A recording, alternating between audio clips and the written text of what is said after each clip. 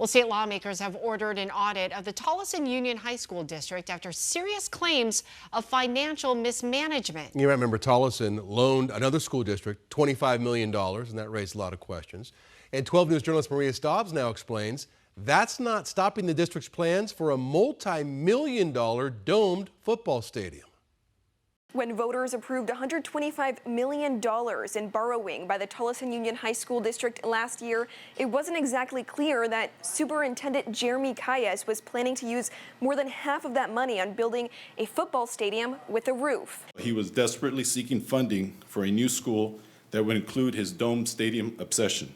On Tuesday, former Tolleson High School principal Felipe Mandaraga testified before a joint legislative audit committee, alleging these plans have been in the works since Calles was appointed in 2023. He immediately began discussing a dome stadium when he took over as superintendent, throwing it out there that he wanted to be one of the first big dome stadiums in the state of Arizona. Despite a state audit now underway, Calles isn't backing down. He confirmed the district still plans to build an $80 million domed stadium, set to open in 2028.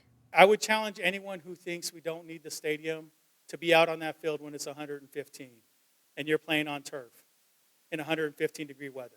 If there is any state that should have more dome stadiums, if there is any county that should have more dome stadiums than zero, it is definitely this one. State Senator Hildy Angus, who represents a Mojave County district in western Arizona, says she's seen this kind of vision before. It was nothing but a boondoggle draining the district, and now we're looking at ways that we could sort of minimize the damage. Others say it takes the focus away from the district's real needs. There's a lot of room for improvement when it comes to academic performance, and this feels like a distraction. Last year, students scored an average of 22% in math proficiency and 26% in English and language arts.